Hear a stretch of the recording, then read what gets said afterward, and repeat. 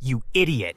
You were supposed to wait until all three of them were in position, and then you were supposed to run all three of them over. Now Marty isn't even hurt, and my mother will survive. I'm sorry, man. I got confused and just went for it. At least when that old fart dies, you'll still get something from your inheritance. Yeah, but not as much if all three of them were dead.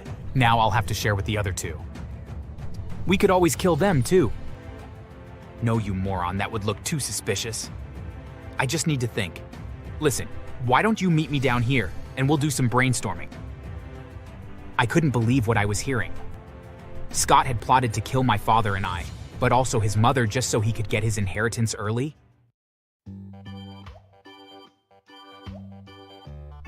Hi there, my name is Marty, and growing up things were great. My parents were wonderful people and owned a very profitable business. They owned several factories that produced all kinds of goods that helped us live a very comfortable life. That is, until my mother fell sick and passed away. It came on very suddenly and caught us all off guard. For years I felt like I was lost and had a really hard time working through my grief. But after a lot of therapy and counseling, I was able to accept what happened. My father went through the same thing, and the one thing that helped more than anything else was that we had each other to lean on. Years later, after I'd graduated from college, my father came and told me that he had started to date someone, and although I was a little bit hurt by the news, I knew that he deserved to be happy and that he deserved to share his life with someone. Shortly after he told me he was dating, he introduced me to Carol, and we hit it off right away. She was such a delightful person, and I could see what my father saw in her. The only real hang-up was that she also had a son my age named Scott, but we could not be more different. I was always a very studious person while Scott was more of a jock. The first time that we met did not go very well. Scott, this is Jacob's son Marty. You two are close in age, actually. This nerd? Oh man. Well, I'm glad we aren't related because I would feel embarrassed to tell people that we were. Scott, can you at least try to behave for a few hours? Why should I? If Dad hadn't left us, then you wouldn't be dating this loser's father. At least he's loaded. I wish I could say that things got better with him, but sadly it did not. Scott did eventually stop being so obviously obnoxious, but he never did warm up to my father and I. Nevertheless, our parents kept dating, and they even eventually got married. I had moved out and was living in my own apartment while working for my father. He had wanted me to start off working on the factory floor, and I was actually very glad that he did, because I learned so much about the company that way. Plus, it made the employees respect me all the more since I was willing to get my hands dirty and I never shied away from doing some of the more difficult tasks. When my father told me that he was marrying Carol, I was both elated and worried. Carol was such a perfect match for my father, and they made each other very happy. However, Scott was just a complete troublemaker. Shortly after he graduated from high school, Scott wanted to get a scholarship and play football for a college. But because his grades were so terrible, no school would take him, and so he just lived in our parents' basement while he tried to plan out what he was going to do. He had no real ambition though, and just spent most of his days drinking and playing video games, until my father told him that enough was enough, and that if he wasn't going to go to college, then he needed to find a real job. He even offered for him to join me working in one of his factories, but Scott shot him down and said that he would find something on his own. Instead, he enlisted with the army and left to go do basic training. After he left, things really settled down at home. My father and Carol were doing great and were able to really focus on making the company grow. I, on the other hand, focused instead on learning all the ins and outs of the company. I knew that one day, that there was a chance that I would inherit the company, and I would need to know as much as possible if I was going to be able to make it as profitable as my father and Carol did. A month later, though, Scott returned home, and sadly it wasn't because he had completed boot camp. Quite the contrary, actually. He had been kicked out because he was constantly starting fights with the other new recruits and had been drinking and doing drugs nearly every day that he was there. They finally got sick of his conduct and told him that if he didn't leave that, he would be arrested. The whole family was disappointed in him, but my father wasn't ready to give up on him just yet. Instead, he once again offered him a job at the company, and since he had no better options, Scott finally accepted. The next day, I started training him, and just as before, he showed himself to be a complete jerk. Okay, Scott, so I've shown you how to do your job. Do you have any questions? Yeah, why are you such a pathetic loser? Seriously, Scott? You're the only loser here.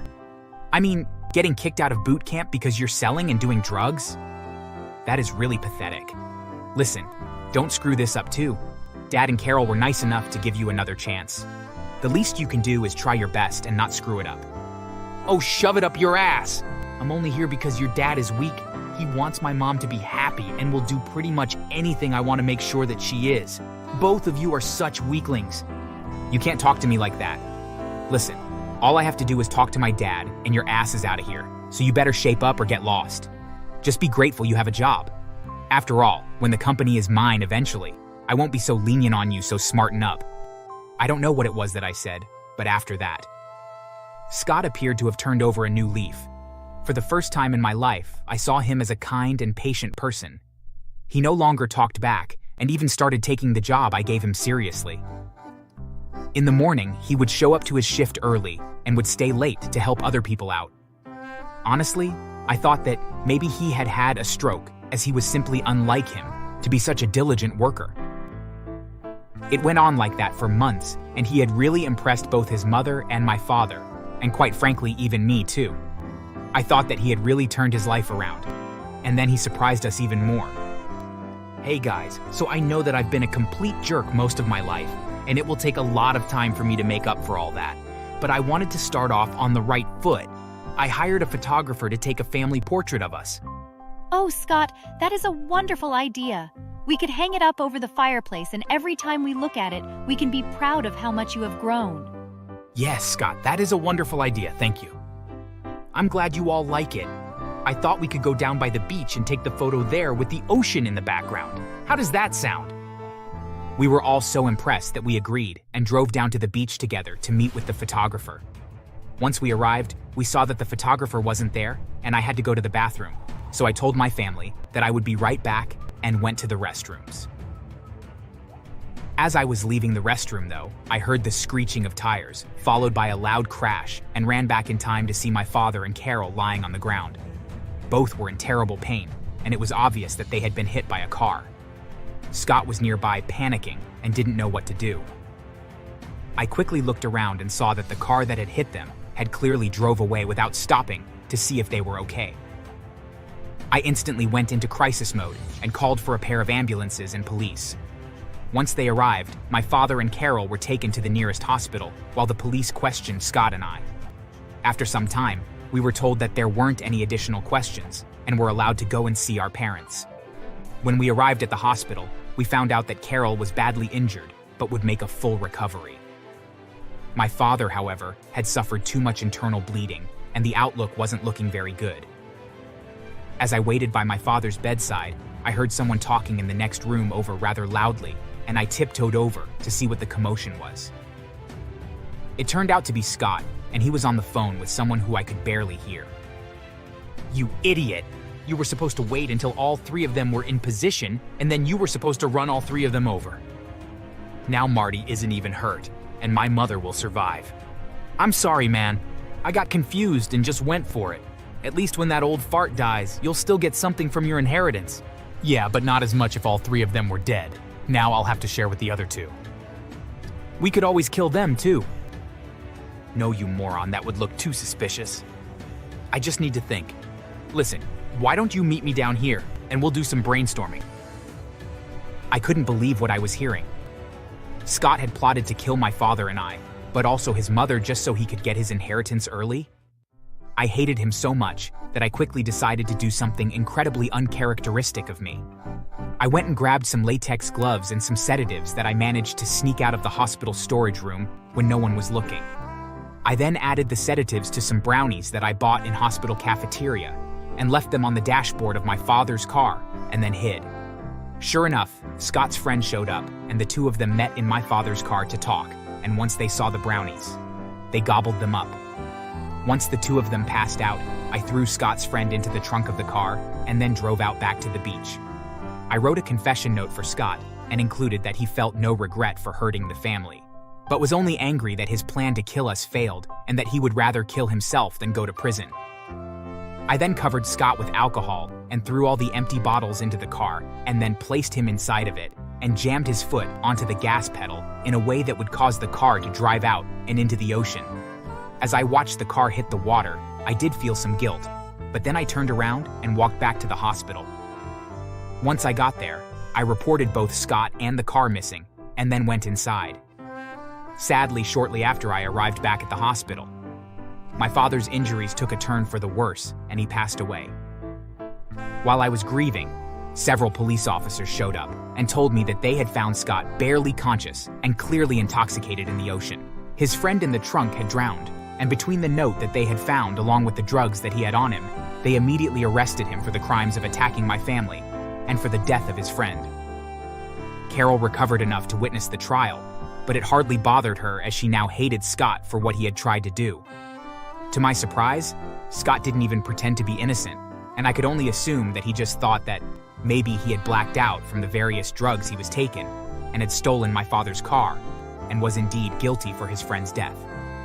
Between Scott's past and the fact that the judge believed the apparent suicide note was real, and the fact that my fingerprints were nowhere on the car or the note on account of me using latex gloves, the judge threw the book at him and sentenced him to life in prison without the possibility of parole. Carol was devastated, though. Not only had she lost my father, but her own son was to blame for his death. I did my best to console her, but it took years before she was finally able to move past the pain and just get back to living. As for me, well, I ended up inheriting my father's entire fortune, and I used a good portion of it to make sure that Carol lived a happy and well-cared-for life. I did feel guilty for what I had done, but I was able to eventually feel justified as Scott's friend had killed my father, so killing him and framing Scott for it felt like justice. It definitely wasn't legal, but deep down, I didn't care. Do you think that I went too far?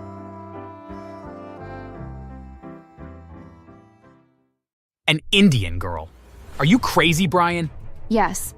His family weren't impressed with me. They clearly disliked the fact that I was Indian and not American, as they'd probably expected. Who are your parents? Are they rich? Or do they dance on the streets for a living? They were decent people, ma'am. They're dead now, but were both hardworking farmers when they were alive. You brought home a farmer's daughter? What the hell were you thinking, Brian? I can't believe this. I feel like I'm dreaming. This isn't happening. As if his parents' attitude weren't enough, his sister also butt in, shaming me by speaking with a fake Indian accent. Are you with my brother for his money? Do you think you can become a madam by sticking to him?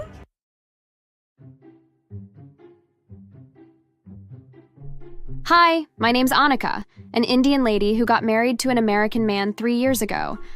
I've been an orphan since I was 18, so I'd always dreamed of getting married and experiencing parental love from my husband's parents. However, the opposite was the case with Brian's parents. I met Brian, my current husband, during my college days.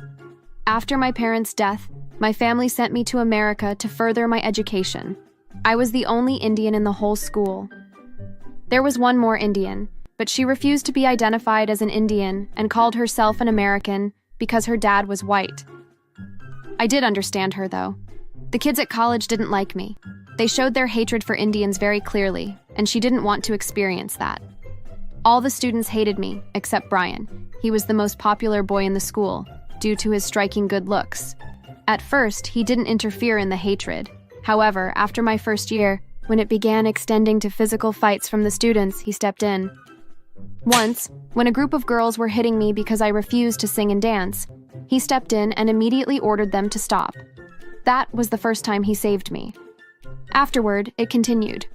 Whenever he caught anyone hitting me or saying bad things to me, he would stop them. Eventually, rumors began to spread that he was dating me. To be honest, I did like him then. But I never expected him to like me back. He approached me one day and suddenly asked me out. I was shocked. The most handsome male asking me out? I asked him to repeat himself because I was so sure I heard him wrongly. When he did, it was the same. He told me how he'd liked me from the first day I came into the school and also apologized for taking that long to approach me. I agreed to be his girlfriend, and our relationship began from there. We were as strong as thieves. The students tried to separate us with every way they could think of when our relationship got confirmed. When they saw that all was futile, they stopped and finally accepted me. After college, our relationship continued, and our love for each other grew even stronger. My late parents weren't rich, but they were very hardworking. On the other hand, Brian's family were very wealthy. Immediately after college, his father put him in charge of his second company. Brian, in turn, made me his personal assistant. At the time, his parents were unaware of our relationship. They rarely even visited the company, as they trusted their son. So I didn't meet them until 1 year later. Brian had begun planning toward establishing his own company, so he proposed marriage to me. It was in a very beautiful restaurant. I'd thought it was just dinner until Brian went down on his knees and revealed the glittering diamond ring sitting in its case. Will you be my wife, Annika? Of course, I didn't waste any time before agreeing. I was sure about our love for each other and was also ready to spend the rest of my life with him. 2 days after the proposal, he took me to his parents' house to introduce me to them. I was so excited to meet them. But it took a whole different, unexpected turn. An Indian girl. Are you crazy, Brian? Yes. His family weren't impressed with me. They clearly disliked the fact that I was Indian and not American, as they'd probably expected. Who are your parents? Are they rich? Or do they dance on the streets for a living? They were decent people, ma'am. They're dead now, but were both hardworking farmers when they were alive. You brought home a farmer's daughter? What the hell were you thinking, Brian? I can't believe this. I feel like I'm dreaming. This isn't happening. As if his parents' attitude weren't enough, his sister also butt in, shaming me by speaking with a fake Indian accent. Are you with my brother for his money? Do you think you can become a madam by sticking to him? I was embarrassed. I bit my inside cheeks to hold the tears that were threatening to spill out. Can you both tell me what brought up all of this hatred? This is a lady you're meeting for the first time today, and you're embarrassing yourselves like this in front of her. Shut up, Brian. Open your eyes. Are you blinded by her charms or something? He probably got trapped by the singing and dancing. Indian ladies are known for that, even though they're bad at it. They were mocking me so much that I felt so bad about myself. The memories from when I was bullied in school as a result of my race returned and pushed my tears out. I quickly grabbed my bag and left. I could hear their laughter behind me as I left. That day, Brian had a huge fight with his family that led to his father nearly disowning him. I couldn't bring myself to speak to him or answer his calls. I felt like I'd embarrassed him so much and was ashamed. I stopped going to work and just stayed at home all day. He would come, knock on my door, and even sit there for hours, but I refused to open the door. One day, nearly 2 weeks later, I got a call from an unknown number, which ended up to be his mother. When she requested to see me, I felt a little hope rise in me. I thought she was going to apologize and accept Brian and I. However, I got the opposite. His parents and sister asked me to leave him and go far away from him. I was pissed and lost my patience. What if I refuse? Huh? I've been trying to avoid him, but with this, I won't anymore. I love Brian and I'm going to stick with him. What's wrong being an Indian? Huh? We're humans too. You have no right to make me feel bad about being Indian. They were taken aback a bit. But the next minute, his mother and sister pounced on me and began to hit me mercilessly. I ran out of their house with marks and injuries all over my body. When I got home, I called Brian and told him what happened in tears. He quickly left work and went home, gave them a piece of his mind before he came to take me to the hospital. Fast forward to 6 months later, we both had a small wedding at our church, without his parents available. Only friends and co-workers were present, but we didn't mind. After our wedding, Brian left his father's company and started his own. Together, we began to grow the company. We stayed away from his family for a whole year. 1 year and 6 months later, Brian and I had pushed his company so hard that it was rated among the top 10 in the industry. One day, I sat him down for a conversation. Honey, I don't like the fact that you aren't on speaking terms with your family because of me. Please, reach out to them. He vehemently refused, no matter how much I begged him. He told me how his father had been a racist to non-Americans. In addition, his father raised him to be the version of himself which he was unable to be. Every school he attended were schools his father wished to attend. His major was the one his father wanted, and he'd hoped Brian would take his company to be the #1 in the industry. He disliked his father for making him live a life for him. He was able to take all of that in, but he drew the line when it came to me. I love you, Annika. I can allow anything else, but I'll never allow them to decide who I'll be spending the rest of my life with. I can't sit and watch them make me lose the first woman I've ever loved. I was touched and determined to make him happy, seeing how far he could go for me. Together, we pushed his company even more. Soon, we were among the top 2, having to compete with just his father's company. Brian did not only want to defeat his father, but he also wanted both his companies off the top 10 chart. Of course, I supported my husband. The universe stood by our side and helped our sales and popularity increase even more. We celebrated our 2 years anniversary alongside the company being number 1. That angered my father-in-law. He found our home address and paid us a visit with his wife. They both threatened to do unthinkable things to us if we didn't step back for him. I dare you, Father. Is this what you were scared of? Is this why you made me live your life? I'm better than you, Dad. Accept that. I didn't think my father-in-law would do anything until I was suddenly kidnapped, a month after I got pregnant. My father-in-law was behind it. Torture the Indian cow until she begs for death.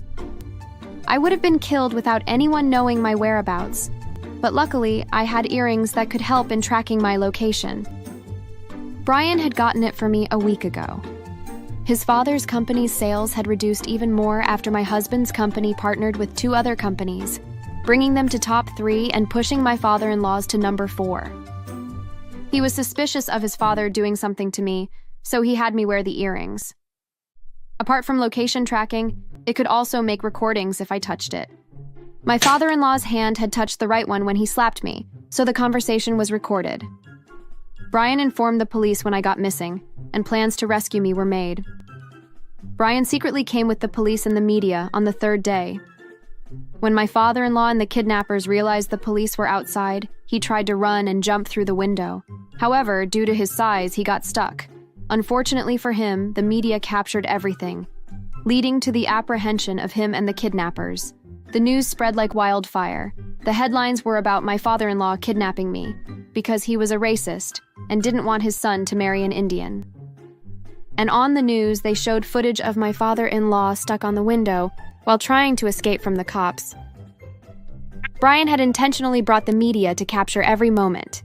He also released the audio to them. When I heard that the top investors in my father-in-law's company were Indians, I was disgusted by his hypocrisy.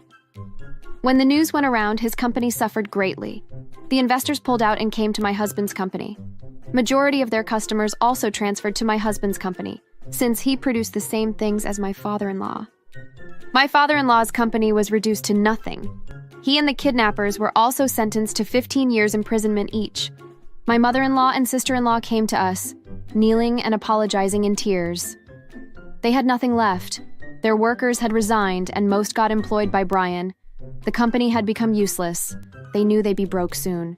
However, Brian and I refused to forgive them and had them chased out. When they continued visiting, we put a restraining order on them. We later heard that Brian's sister got married to an alcoholic who constantly beats her, while his mother now works at an Indian restaurant where she is constantly being bullied. I hope she is doing better, but apparently her boss is very strict and forces her to dress like an Indian while at work. After I birthed our son, Brian got another certificate on the course he wanted and afterward started another company. I was in charge of the first one while he grew the second one. Soon that also became widely known. Life was going well for us, and we couldn't be more grateful. I did beg my husband to forgive his mother and sister, but he refused and asked me to never speak about them again. Of course I won't. Thanks for watching. Make sure to subscribe and leave a comment down below saying I subscribed, and we will try our best to reply to your comment. For Halloween, Jana and Hayden always let Trisha go all out. But for me, they gave me a budget of just $10 to pull something together. This wasn't even remotely close enough to how much I need to get an actual costume. I've tried a few times every year to let them raise my budget by a few dollars, but nothing has worked. They also gave Trisha the brand new smartphone every time it came out. She never had to scream or beg for anything. Unfortunately for me, I was on my knees begging a few times for the cheapest flip phone available. Hey, I'm Sarah, and I'm so glad that the holiday season has finally come. I love the holidays, and I always make sure to go all out for the kids that I care for at my job. Though I seem all happy now, Christmas used to be a source of emotional pain for me. You see, my adoptive family was the cause of all of this trauma. I'll explain everything from the beginning to the end, all the way up to the moment that I left them. My parents, Jana and Hayden, used to love me very much. I knew that they had adopted me because Jana found out that she was infertile. Jana and Hayden always took me to theme parks and spoiled me like crazy. I was happy to live with parents that actually cared about me. But only about a few months after I had joined the family, Mom and Dad had a miracle. Jana became pregnant with a baby girl. After my baby sister Trisha was born, Mom and Dad were absolutely obsessed about her. My parents stopped spoiling me completely. They now did the opposite. When we went out, they'd get Trisha anything that she could ever want. However, they berated me if I even asked for the cheapest item available. Because I was only 5 when my sister was born, I was only upset and never understood why they would just suddenly refuse to get me anything. Now that I was older, though, it seemed perfectly clear. Everywhere we went, Jana would introduce Trisha as her miracle baby. Soon enough, my sister being the miracle baby became real old, though Jana didn't care at all. There was one time where my mom was supposed to just take us and our family's dog for a checkup, but spent 30 minutes talking about Trisha. I could tell that the veterinarian was pissed, but didn't want to say anything. Oh, hey, Susan. I don't think I've introduced you and my kids. This is Sarah, my beautiful daughter. And this is Trisha. Oh, she was my miracle baby. We had Sarah because I didn't think it'd be possible for me to have a child of my own. But then, Hay and I managed to sprout little Trisha. Isn't she just beautiful? Oh, yes, she is. She's been such a bright star in my life that her photos are in my wallet and phone case. She's only 4, but she has so much ahead of her, and I'm so proud of our family for being able to have Trisha. That's so cute. So let's get started with your dog. Do you know what her first word was? It was puppy, because she had just seen a dog cartoon on TV. Isn't that the cutest? Yes, Jana. So the dog... She ended up liking puppies so much that we got her one. She even named him. His name is Bruno. I'm not going to go through that whole conversation again, but just the beginning is enough to tell you everything that you need to know. The vet ended up trying to avoid Jana as much as possible, only coming into the room to inspect our dog and make small comments on his health. Anyway, this is just one of the many examples of how my family ended up being super toxic and only caring about my younger sister. For Halloween, Jana and Hayden always let Trisha go all out. But for me, they gave me a budget of just $10 to pull something together. This wasn't even remotely close enough to how much I need to get an actual costume. I've tried a few times every year to let them raise my budget by a few dollars, but nothing has worked. They also gave Trisha the brand new smartphone every time it came out. She never had to scream or beg for anything. Unfortunately for me, I was on my knees begging a few times for the cheapest flip phone available. My only reasoning was that I needed it for communication, and the truth was, I really did. Trisha always used her phone for games or social media. Anyway, my phone was one of the only things that I was ever allowed to get after my sister was born. As time went on, I had to learn to be more and more independent, while Trisha just sat back and everything came to her as she wished. Teenage me was extremely angered at everything I had to do, but now I think that working harder for myself was one of the most useful things I'd ever done. I remember needing to apply for my own part-time job, seeing as Mom and Dad never let me have an allowance. I also had to fill out my own legal forms for the job and find a way to transport to work, too. Other things I remember doing was washing my clothes, cooking food, and most importantly, managing schoolwork and time. I will never forget those days in high school when Hayden went to the school to demand that Trisha was given good grades for her classes. Everybody knows that your grades are based on hard work from yourself, but Trisha hadn't gotten good grades, so our dad went to very different measures to help her manage. It was completely unfair, but you can't really stop a dad who was too lenient and had money. So that happened as well. One of the worst things, in my opinion, though, was having to watch Trisha open her mounds of gifts while I was forced to sit there and watch her open and have fun with each of them.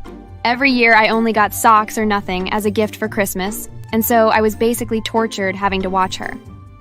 Of course, Trisha's birthday was also celebrated every year. She got a huge party with balloons and special guests, all planned out by party planners that were quite expensive to say the least. Trisha was allowed to invite as many people as she wanted. And I am not kidding when I say that Trisha was very popular amongst her classmates. And with all of the love and attention for her, I was treated in complete contrast. I never got a birthday celebration, and the only time I got a gift was on my 16th birthday. My little sister had given me a small card with a $20 gift card. That was pretty nice of her. But other than that, I didn't get anything else. The most traumatizing moment that sort of sealed the deal for me was Christmas when I was 17. My whole family was invited to a big Christmas reunion, and they were quite ecstatic. Mom and Dad told me to prepare presents for all of my cousins and nieces and nephews.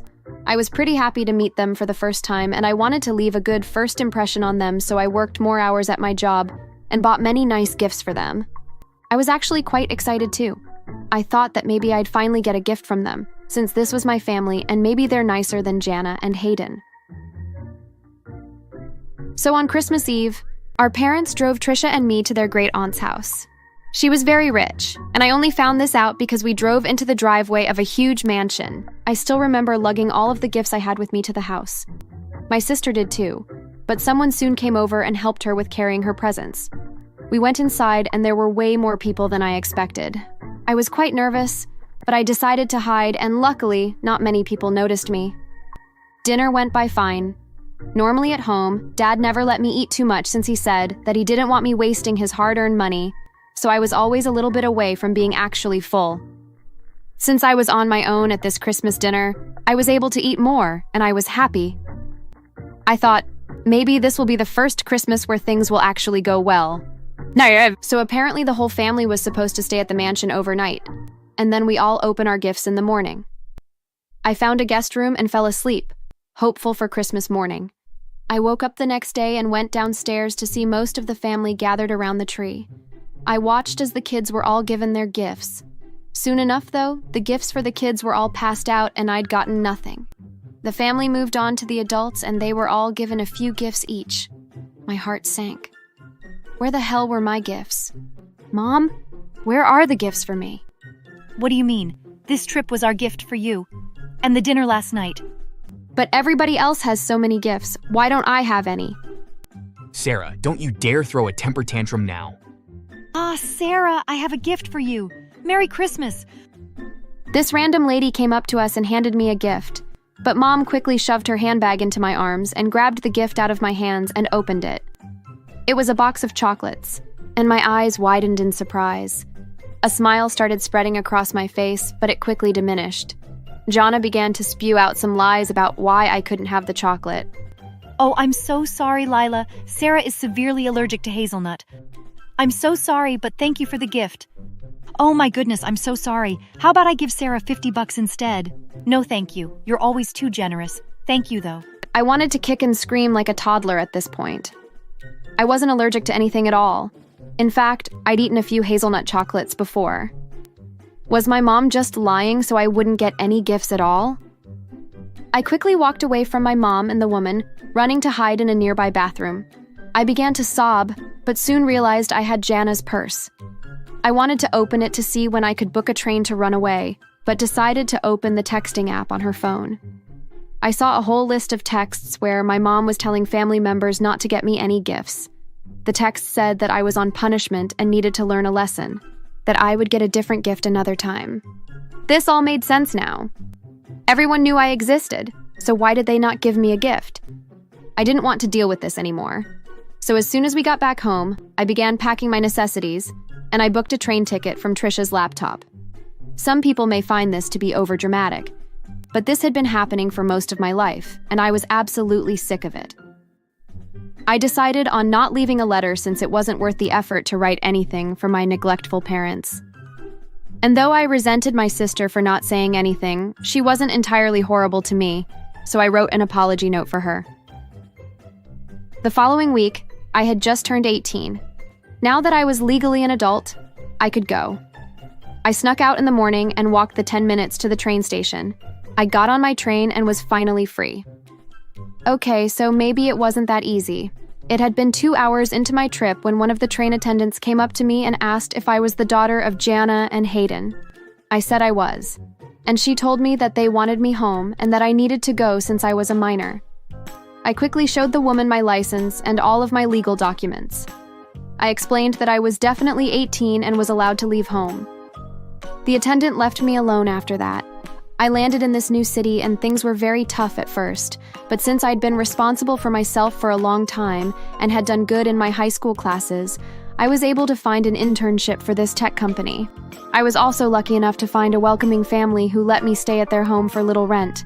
Eventually, the tech company offered me a scholarship to one of the top technology universities in the country. I was completely ecstatic and accepted the offer. So then I attended this university and earned my degree. Right after graduation, I got a job at the same tech company again. So that's where I am today.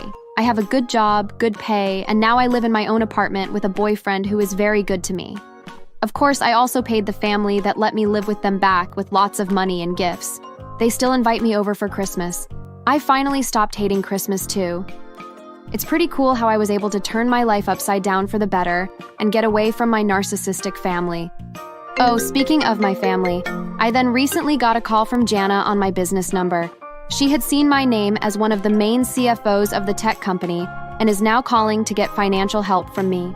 Mom and Dad are now becoming broke since they continue to get gifts and throw huge parties for Trisha, to the point where she's gotten very popular with kidnappers. Apparently, my parents were also asking for money because of Trisha. She'd been kidnapped and my parents had to pay the ransom money. But then, when Dad went to pick Trisha up, the kidnappers thought that Hayden had alerted the police and beaten him up until he needed to go to the hospital. I was annoyed, since Mom only called me to pay for hospital bills and to pull them out of debt. I instantly smirked and responded to her in a very cold manner. Well, you're on punishment now. I can't give you anything. Isn't that what you told all of my aunts and uncles many years back? See how it feels now? I can't be helping someone that hasn't been there for me for so many years. Bye, Mom. Tell Trisha that I miss her. I ended the call there, and I've gotten text messages from both of my parents and Trisha, but I never responded to any of it. My boyfriend says I was a little too harsh to them, but I don't think so. I would never want to let them leech my money for something that doesn't even benefit me at all. But what do you think? Thank you for listening.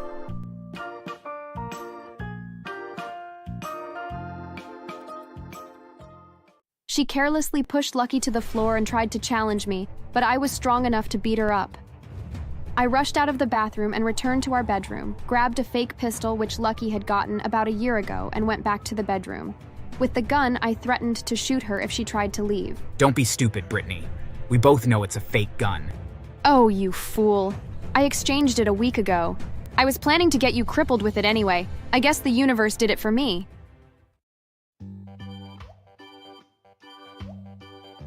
Hi, my name is Brittany. I'm telling this story from my huge office in the successful company I formed after divorcing my husband.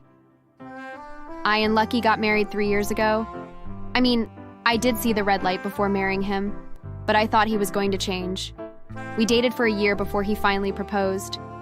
2 months into our relationship, I caught him in bed with his ex on a day I visited him unexpectedly. I yelled his name in shock as I walked in.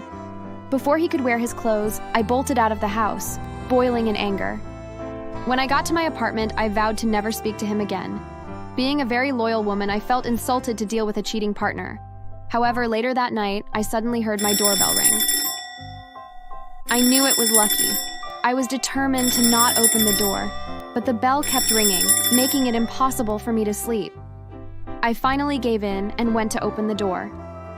What do you want? Brittany, sweetheart, I'm so sorry. She seduced me. You know I would never do that to you intentionally. I'm sorry, honey. Wow. You're hilarious, Lucky. You must think I'm a fool who'd forgive you for cheating on her with your ex. You think I'm a fool, right? Of course not, baby. I would never think of you that way. I'm just so sorry. I already blocked her everywhere. I told her I never want to see her again. Believe me, honey, this will never repeat itself. Honestly, I did believe the sorry expression he had on was genuine. I, who'd vowed to not forgive him, found myself contemplating whether to forgive him right there or let him suffer a few more days. However, after a kiss from him, I found myself stupidly melting in his hands and forgiving him. Until we got married, I didn't catch him cheating again, nor did I have any suspicions. However, 2 years into our marriage, I noticed the calls he always received every night. At first, I didn't make any sense out of it. Whenever the call came in, he would excuse himself. I thought it was just work, and he didn't want any disturbance. But when it persisted for 3 weeks straight, I knew it wasn't just work. One of those nights, I followed him and realized he always went to receive the call in the guest room. From the little I could make out of it, he was talking to a woman, his mistress. I heard him regard her with pet names, and before ending the call, he even told her he loved her. I was angered. I remained beside the door, waiting for him to come out. What were you doing there? What are you talking about? I was practicing. I was shocked at the stupid lie he told. I'm not stupid, Lucky. What practice? I literally heard you telling her you love her, you bastard. How could you do this to me? Huh? God, Brittany. I was practicing with Daniel. We have a new ad to make at work tomorrow. The 2 female workers are shy to be the speakers, so Daniel and I volunteered. I thought he was being foolish until he showed the caller ID of the last person he spoke to. It was truly Daniel. They're going to use a voice changer. We were just doing our last practice. Why are you being this way, Brittany? Why don't you trust me? I told you the last time that I will never repeat that mistake. Why can't you trust me? He got me good. That asshole. I believed him and even apologized for distrusting him. He had the guts to give me the silent treatment for 3 whole days. Anyway, a month later was when I discovered that he lied about it. Yeah, you guessed right. He saved her name with Daniel. I had no strength to confront him, so I let it slide. He became even more secretive afterward. He changed his phone's password and ensured to always take it with him everywhere. The day I discovered he changed his password was the day he went to have his bath without it. Barely 5 minutes later, my husband ran out of the bathroom, lather all over his body, and came to take his phone. By our 3rd year, I was already tired of putting up with his cheating nature and was looking for the perfect reason to leave him. However, time stretched and the reason never came. I'd given up and was about to just go ahead and proceed to divorcing him for no reason when one finally found me. I'd been away for 3 days, as some important work came up outside of our city, and I had to be there. However, since I finished earlier than expected, I immediately packed my bags. I was having second thoughts about divorcing him, so I reasoned that it would be better to talk about his behavior with him, and if he doesn't change, I'd proceed with the divorce. I got his favorite fruits and snacks on my way back to lighten up his mood. However, the scene I met at home shattered my heart. I heard cries of pain as I walked into the house and panicked. Quickly, I rushed to our bedroom where the noise seemed to be coming from. There were female clothes on the floor, but I didn't care at the moment. I rushed to the bathroom to meet my husband lying on the floor, naked and writhing in pain, with a lady standing beside him. Apparently, while I was away, Lucky had brought his mistress home. They'd planned to be together throughout the whole week I was supposed to be away, and hadn't expected me to return so quickly. They were having a bath together, and Lucky accidentally slipped and landed on the floor, hurting his back so much that he was unable to stand up. Are you just gonna stand there or come help me get this off him? She probably thought I was his sister, hence her tone. I ignored it and moved closer to them. Together, we got him up from the floor. She tried to leave, but I stopped her by dumping Lucky on her. If you dare to drop him, I'm gonna kill you right here. Who the hell are you? That's my wife. Well, you're his wife doesn't mean you can order me around. I'm leaving now and there's nothing you can do about it. But Lucky, you told me she won't be back this early. I moved closer to her and landed a resounding slap across her face. She carelessly pushed Lucky to the floor and tried to challenge me, but I was strong enough to beat her up. I rushed out of the bathroom and returned to our bedroom, grabbed a fake pistol which Lucky had gotten about a year ago, and went back to the bedroom. With the gun, I threatened to shoot her if she tried to leave. Don't be stupid, Brittany. We both know it's a fake gun. Oh, you fool. I exchanged it a week ago. I was planning to get you crippled with it anyway. I guess the universe did it for me. Of course, that was a lie. I didn't exchange it, but I had to look dangerous. I told him I knew about every single time he cheated on me and that I was tired of being with him. I lied that I'd planned to shoot him, hide the gun, and lie to everyone that we were attacked by robbers. Of course, he believed it, and they both began to plead with me to not fire.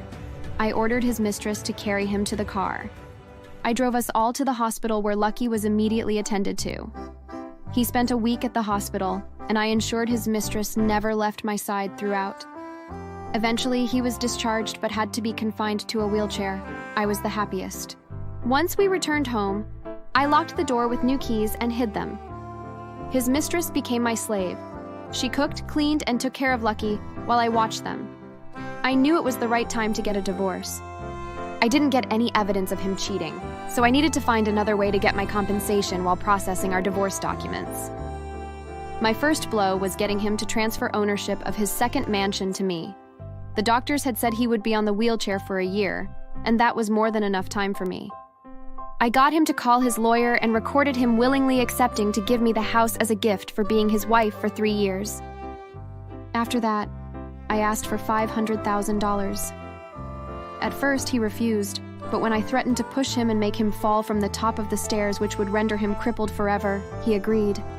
Before requesting the money, I'd checked the total amount in his bank.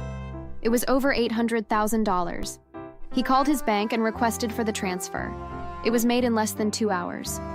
With $500,000 sitting in my bank, a mansion, and his most expensive car, I finalized the divorce. I wanted to punish his mistress too. On the day the lawyer asked me to come get the document, I took her and my husband's phones with me, locking him inside the house alone. I took her to a boutique. I made her go in first before I did. I pretended to be shopping beside her while threatening to make her crippled like my husband if she didn't steal some clothes. She had no choice but to do as I asked. Afterward, pretending she was a stranger, I alerted the attendant. My husband's mistress was searched and the clothes were found in her bag. They were very expensive, so the manager refused to let it slide. He immediately called the cops, and she was taken away. I headed to my lawyers, got the documents, and returned home. I forced Lucky into signing them before I left. I already set plans to relocate to a faraway country. However, before I left, I ensured that the news about him cheating on me countless times and trying to get me to forgive him with money and properties spread throughout his office and family. He denied it countless times, but there was no evidence that I was lying. The money and how he gave me was enough evidence to prove that my story was true. I also got info that his mistress had been given a 6-month jail term. With a satisfied heart, I left the country to start a fresh life. Thanks for watching. Make sure to subscribe and leave a comment down below saying I subscribed, and we will try our best to reply to your comment. That's disgusting. I'm ashamed of you right now. Can't you see how much pain we're in? What makes you think we wouldn't have been happy? That we won't be happy? How could you talk about Lily as if she's already dead? You'd be better off if she dies. In fact, I'm disappointed that Chelsea didn't pass away with her. It certainly would have saved you the trouble. You need to leave. If you're not out of here in 30 seconds, I'm calling security. Don't bother visiting again.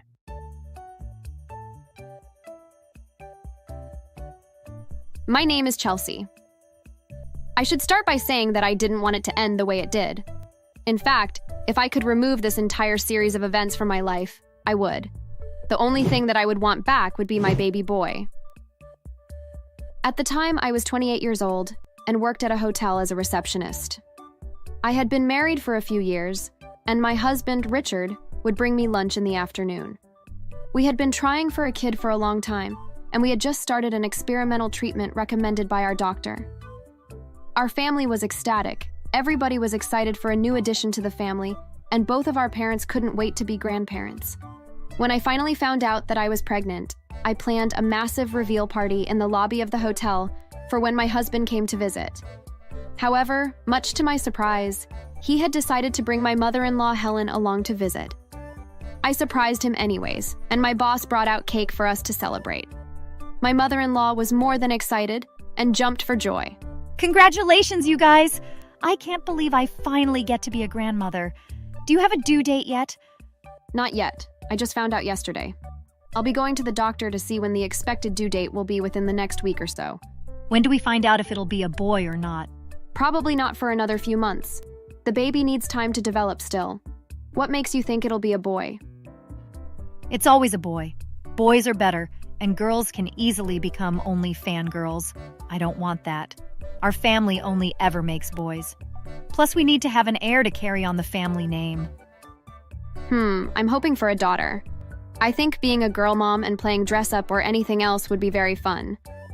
I would love a boy too. I doubt it'll be a girl. I think you should start picking out boy names now. That way, you can have something decided in time for the baby shower. Well, I guess we'll find out. I didn't find it weird at the time. I didn't like that my mother-in-law was there for the reveal, since I wanted something more private with Richard. But I've never had any bad blood with his parents either. It wasn't until later that it started annoying me. Over the following weeks, she would send me her selection of boy names and start buying boys' clothing. We warned her that if it was a girl, then she would have wasted her money, but she didn't listen. We wrote it off as one of her hidden quirks and continued on with our lives. We were excited to finally have the family we dreamed of. Of course, when we found out it was going to be a girl, we were immediately in love. We chose the name Lily, after the Lillian Cafe where we had met, and told the rest of the family. His mother was furious after finding this out and called us instantly. Of course it's a girl. I should have known you would ruin it. Excuse me? We could have had another beautiful baby boy, but instead you had to poison it. No wonder it took you so long to conceive. God must have been stopping you from destroying our family. What are you talking about? How dare you talk to me like that? This is our child, and you should love her no matter what her gender is. You don't understand. We needed a boy to carry on the family name, and instead you give us a useless girl. Richard stood by and didn't say anything. After I hung up, he tried to comfort me, but I pushed him off. I couldn't believe he didn't defend our daughter, and I, to his mother. I was angry and upset and left the room. Afterwards, we made up and talked it out. He explained that his mother had always loved the idea of having a son, but he never knew she would go this far. He was more stunned than anything by her reaction, which is why he took so long to act. We decided that, moving forward, we wouldn't tell her anything about the pregnancy. All of the information she gathered was from other family members or friends, and we would know she found out, as she would text us as soon as she did. I stopped looking at the hate-filled messages and passing it off to my husband to respond. The months went by and my stomach grew. I was able to get maternity leave from my work so that I could spend the first 8 months with my newborn. I hosted a baby shower with my friends, which Helen attempted to crash, but the security kicked her out. Helen began making passive-aggressive posts to social media, making wide claims about what a family should be and how horrible wives can ruin things. Richard told her to take them down, but she claimed that if I was relating to the posts, then maybe I had some introspection to do. I told you, she just gets weird about these sorts of things.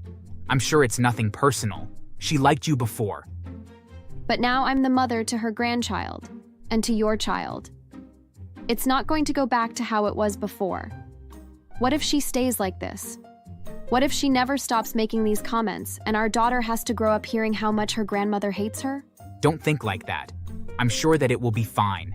And as soon as she lays eyes on her, she'll forget all about it. After all, who can hate a face with a nose like yours? Oh, stop? Yeah, you're right. Maybe I am just overthinking everything. I just want to know it'll all be okay. It will be. I promise. 2 weeks before the due date, I woke up in contractions. Richard and I raced out to the car, drove to the hospital, and quickly found ourselves situated in a delivery room. The nurse said that we had gotten there just in time. The baby was turned around the wrong way inside me and was having a hard time entering the birth canal. We opted for an emergency C-section to make sure the baby wouldn't suffocate. Within a few hours, the baby was delivered. I was allowed to hold Lily for a minute before she was passed into one of those incubation baskets. The doctors needed to run some checks on her to make sure she was healthy. I passed out from the myriad of drugs in my system and the weight of delivering a baby pressing down on me. My husband was by my side. When I woke up from the nap, the doctor delivered the bad news. The baby had been without oxygen for too long and wasn't doing well. They were going to keep her in emergency care and do everything they could. I was devastated and collapsed into tears. Helen arrived at the hospital soon after. Richard stepped out into the hallway to explain, but I could hear them clearly through the door. That's what she gets. Call it karma or what have you, but at least the problem is solved. Mom, don't talk like that. That's horrible. We might lose our daughter. Now you can try for a son. This is a blessing, don't you see? The way it was meant to be. It took us 3 years before we finally were able to have a child. What makes you think that we can do it again so easily? It's always been that way. Hopefully she'll have learned her lesson and heal quickly. You'll have another chance to have even more kids. Wouldn't you be happier with a boy? That's disgusting. I'm ashamed of you right now. Can't you see how much pain we're in? What makes you think we wouldn't have been happy? That we won't be happy? How could you talk about Lily as if she's already dead? You'd be better off if she dies. In fact, I'm disappointed that Chelsea didn't pass away with her. It certainly would have saved you the trouble. You need to leave. If you're not out of here in 30 seconds, I'm calling security. Don't bother visiting again. Richard entered the room again, and just before the door closed, I could see Helen walking away. I was disgusted, disturbed, tired, and more. I just wanted to go home, to bring my daughter home. We were another week in the hospital before Lily was cleared. She had responded extremely well to treatment and didn't seem to have many lasting effects. We still brought her back to the hospital once a week to make sure she was improving, and it seemed to be going well. Helen tried to visit a few more times, but Richard had refused her at the door. When his dad tried to argue with him to let them see their grandchild, he told them that this was no grandchild of theirs, and that they shouldn't come by anymore. Sure enough, we saw them less and less over the following year. Helen would occasionally make a social media post full of vitriol, but even those became easy to block out. Our happy family grew, we celebrated many milestones, and I returned to work as well. Richard decided to stay at home with the baby, and I got a promotion at my job as well, so I could take care of the family. On Lily's second birthday, we found out his grandmother had breast cancer that was threatening to spread through her chest. She had desperately wanted to apologize and wanted us to come back into her life. We refused, even against multiple family members reaching out to apologize on her behalf. We're entering 3 years since we saw her last, and we couldn't be happier with Lily never knowing that horrible woman. We don't feel bad about it. In fact, I find it almost an ironic karmic justice. By her rejecting her granddaughter for not being a boy, she had also lost her son. Thanks for watching. Please like, share, and subscribe.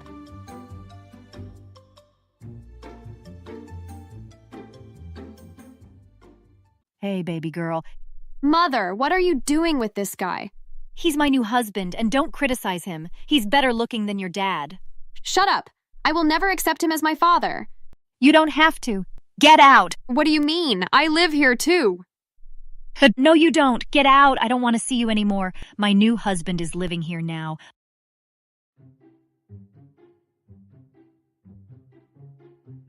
Hey, I'm Jordan. When I was growing up, I lived with my mom, Emily, and Frank in the countryside. It's a bit different from the usual stories because, in our house, I was the one who had to do all the chores, not my brothers. Our home was surrounded by green hills and endless meadows. Even though the scenery was nice, my childhood was filled with sweeping floors, washing dishes, and taking care of the farm animals. I was the one with all the work, while my brothers, Eric and Jared, got to enjoy themselves without lifting a finger. My mom felt they were not cut out for farm work. Not only did I have to do all the tasks, I didn't have much time for myself. My mom was also not very good at making me like myself. You dress like a boy, Jordan. That's because I have to carry and lift the soil and do all the work. No wonder no one wants to go out with you. You are plain looking too. When I was your age, I was so much more good looking. Maybe you can help me look better. What for? No one would be interested in you anyway. I hated my mother growing up.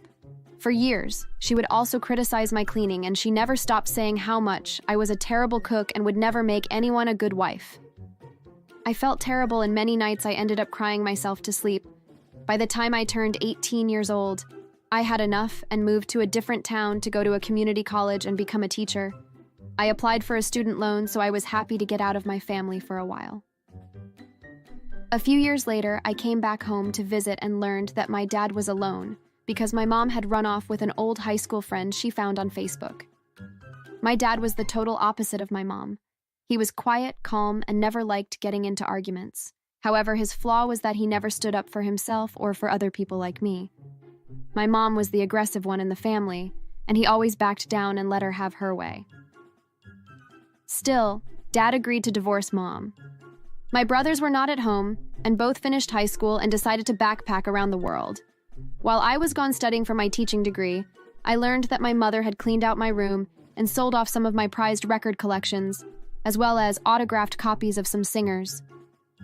I was angry, but couldn't do too much because my mother was not around. After the divorce, I continued to teach in the city, and Dad hired people to help look after the farm. He didn't feel confident that my brothers were around enough to work. One day when I went home, I heard a familiar voice. Hey, my little duckling. Hi, Mom. What are you doing here? Your father and I are back together, just so you know. Really? I thought you got married and lived in Europe. Donald? That bum.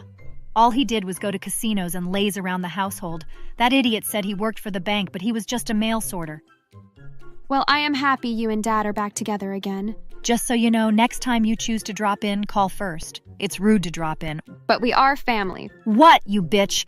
You don't remember when you turned 18, you left and walked away, leaving us to feed the animals and milk the cows. Jared and Eric are not made for this type of work, only you. You left us with lots of work. Fine, see you. I left the house angry at my mom once again, but before I turned my back, I kissed my dad goodbye. He didn't respond much, and I suspected that at the age of 65, he may be having symptoms of dementia. I felt bad about leaving, but promised to stay in touch. For the next 5 years, I dropped in around Christmas time to visit with my dad, who was now confined to a wheelchair. My mother urged me to stay on to care for my dad because she wanted to go to Europe and travel with my brothers. I quit my teaching job to care for my dad. I also took care of the animals, and it was as though everything was back to when I was a child. It wasn't long before my dad passed away, leaving the house to my mother. She didn't attend the funeral because she said she hated to be depressed. She told me to write to her and tell her all about it. My brothers declined to attend as well. Finally, one day, my mother arrives with a man who is her age. He looks Greek, and his name is Stephos. She takes me to another part of the house and tells me something shocking. Hey, baby girl. Mother, what are you doing with this guy? He's my new husband, and don't criticize him. He's better looking than your dad. Shut up! I will never accept him as my father. You don't have to. Get out! What do you mean? I live here too. No, you don't. Get out. I don't want to see you anymore. My new husband is living here now. I was so surprised. I hurried to my room and packed a few things. I planned to go back to the city and look for a job as a teacher. Times were tough, but I managed to find a job as a trainer for a tech company. I eventually got training gigs in various countries, including Singapore and Germany. One day, when I was at my 12th floor office in downtown London, Eric, my brother, texted me with an important message. Baby sister, how are you doing? Not too bad. Going to hang out with friends at the newest Michelin star restaurant? How's everything? Terrible. Mom's been drinking a lot. She and her new husband, Stephos, are always fighting nightly. Sis, I need some money to get my car out of the ditch. Ask Mother. Where's your money? I don't have any. Mother never encouraged me to get a job. Jared and I finished high school and hoped to make money as an influencer on TikTok. But we partied too much and can't concentrate on the videos. You are the one with the skills. We don't even know how to work at a fast food restaurant. Not my problem. I showed you how to take care of the animals, but you and Jared never seemed interested, always caring about going on the next trip. All the money's gone, Jordan. My mother and her new husband made some bad investments. We are all going to lose our house and family farm. You gotta help us. No way. It was true. My other brother, Jared, also called me to explain that the family farm would be on the auction block. My mother and her new husband were kicked out and living in a tent in a park. Jared asked me to help buy back the farm for $100,000. I said I would think about it and hung up. Because I managed to make some wise investments, I made a few inquiries and talked to a lawyer to help me buy back the family farm. After a few calls, I was the successful bidder. As soon as I bought back the farm, I took a look at the books, and I figured that I could expand our current milk business and add other products like cheese, eggs, honey, and other items. I would focus on organic products. Fortunately, many of the big grocers took on my wholesale business, and everything was booming. One day, while I was out making sure the animals were healthy, I received a visitor. My daughter, my only daughter. I need your help. What are you doing here? Can't you see that I am busy? Don't treat your only old mom like this. I just kicked my alcohol habit and got rid of Stephos. Let me come live with you and help you out. I have great business ideas. Get out of here. You're only my mom in blood only. You never treated me like a daughter and always insulted me. I don't care about you anymore. Crying? You know how many days and nights that I cried when you abused me when I was young and kicked me out of the house when I was older? I was not thinking. I loved you always. My mom spent the next 10 minutes pleading with me to take her back. But I turned a blind ear and I had to get a few of my farm helpers to kick her out of the property. A few weeks later, I got a text from Eric that him and his brother were in a Mexican jail because they were caught selling drugs to locals in Los Cabos. My mother was also in the female section of the prison. My family members were caught dealing drugs. Eric asked for my help, but I refused to help them with lawyers or provide them with any other consular assistance. I had enough with my family and refused to forgive them for my abusive childhood. Today, my business is thriving, and I am dating a local farmer, Daniel, who cares about me. I don't communicate with my family anymore. What would you do? Do you think I am too harsh?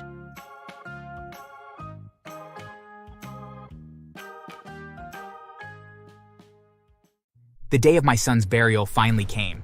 However, right in the middle of it, my phone rang. I looked at it, and it was Mrs. Julie. It's been a week, Mason. Why aren't you in school, you idiot? I'm burying my son right now. Please. I can't argue right now. Wow. You've grown some wings, haven't you? Let me tell you this, Mason. If you don't get your stupid ass here tomorrow, you're fired. What? You heard me right. Get yourself here tomorrow or forget about being a teacher. Before I could speak, my wife took the phone from me.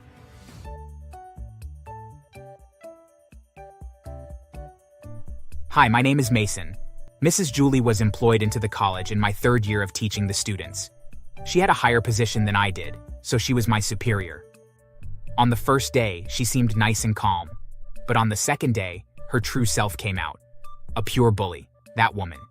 Whenever the school's president was present, she would pretend to be kind and gentle. However, once he turned his back, she became the direct opposite. I'd caught her countless times bullying the students. Are you going to walk by without greeting me? I said hi just now, ma'am. No, you didn't. Yes, I did. Well, since you're going to argue with me, you'll be in trouble for the whole of your time in this school. Asshole. She was a pest to both students and us teachers. She would step on us intentionally if we had our legs out unknowingly while she's walking by. She never carried her bag herself. Sometimes, she would make some of the students drive her home in her car. I'd caught her thrice. I tried to confront her the first time. This isn't right, Mrs. Juliet. You shouldn't let these students take you home. And who the hell do you think you are to tell me what to do, you freak? I know I'm just a junior teacher, but we're both teachers here. Stop letting them take you home and get a driver. I see you've got the balls. Let's see you repeat this next month.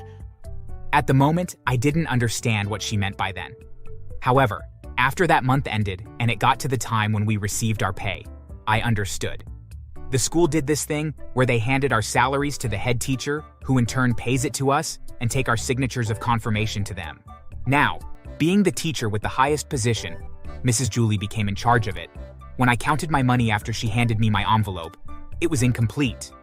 This isn't my complete salary, Mrs. Julie. Why did you cut it short? Oh, I used it to get you more balls, stupid. You wanted to teach me how to do my job, right? Well, I've learned. I won't take this. I'm going to report to the school authorities. Oh, please, go. I dare you to tell them. You'll get fired immediately. Try me. I boiled with rage as she stormed off. I hated her. The other teachers consoled me and asked me not to think too much about it. I agreed. She only cut $100, and I still had $2,600 left, so I accepted to forget about it. Another day, I caught her threatening to kill the students.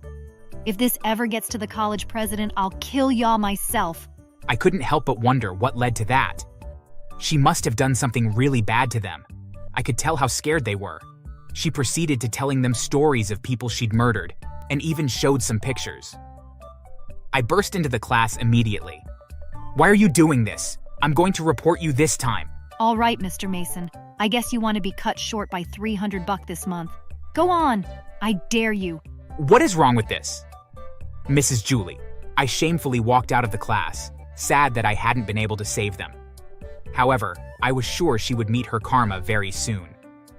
A month later, a young and beautiful female teacher was employed. Mrs. Julie seemed to be the happiest among us. I knew the reason was because another person had been brought in to enjoy her bullying. 2 days later, my phone rang in the middle of teaching. It was my wife. I wondered what had happened, as she never called during school hours. I excused myself and went to pick up the call outside. What's the problem, honey? It's Jacob. He's dying.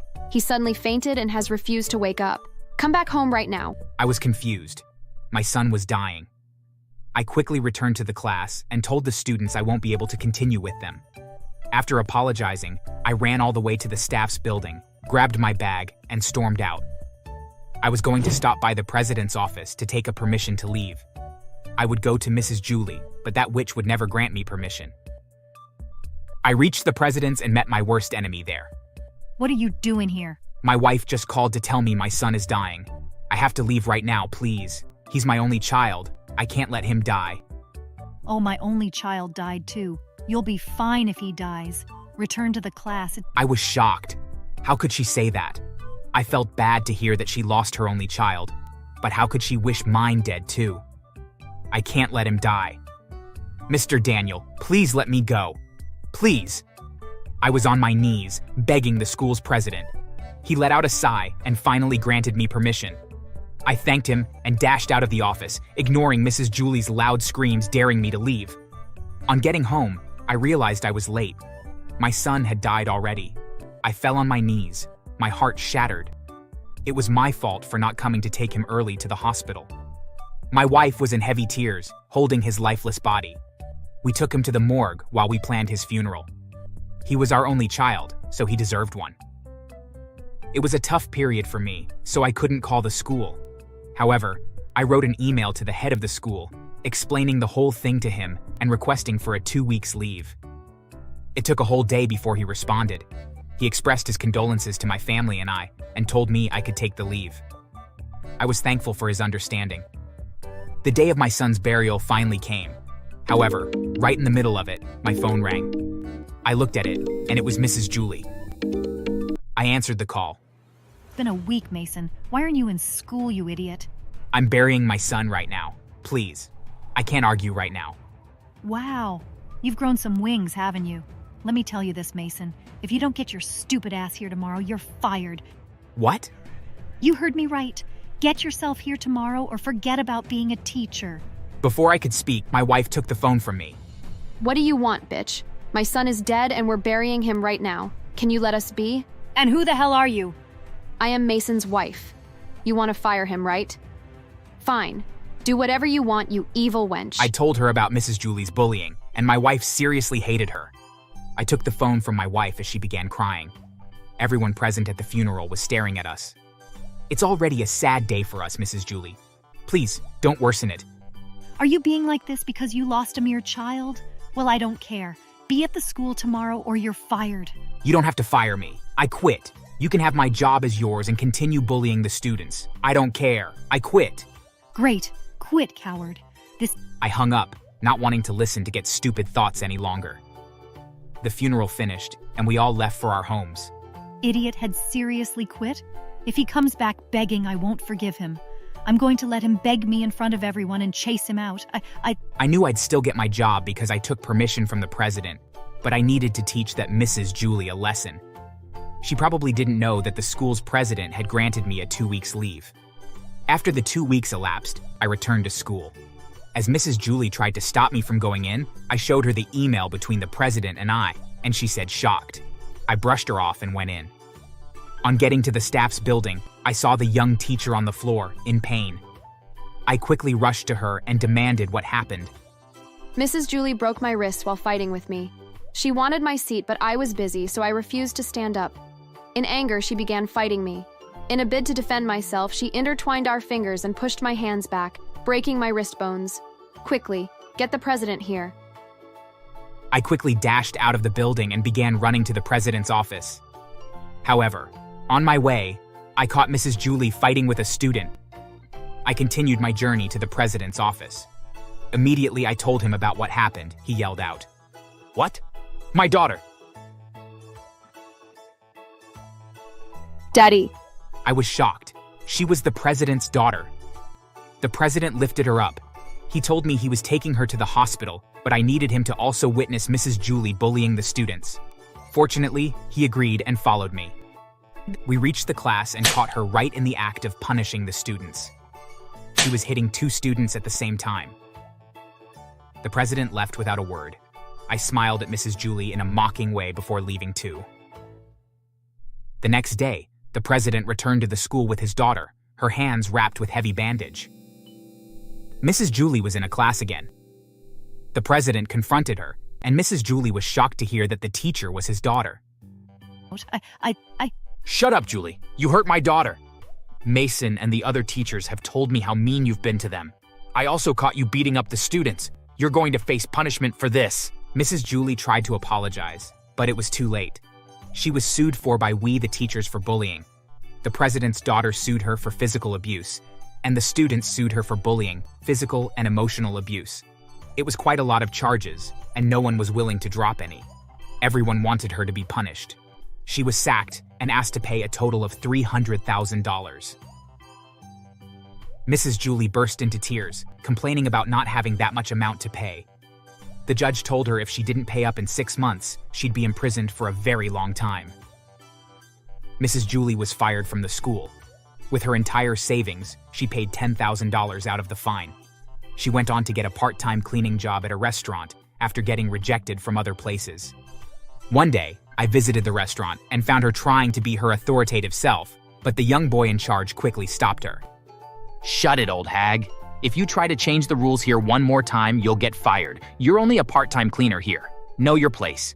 Immediately after, I dropped the glass of wine in my hand and pretended it was a mistake. The boy ordered Mrs. Julie to come clean up the mess. Without arguing, she walked over to my table and began cleaning it. I stood up to leave, but not before mistakenly pushing her to fall. I paid the boy and left him a tip. I find it very hard to have any sympathy for her at all. I saw it on the newspaper a few months later that Mrs. Julie was beaten up by an angry customer and she had permanent scars from the beating. Unfortunately, the guy was never caught, and no man will want to settle down with a woman with such attitude and scars. Thanks for watching. Make sure to subscribe and leave a comment down below saying I subscribed, and we will try our best to reply to your comment.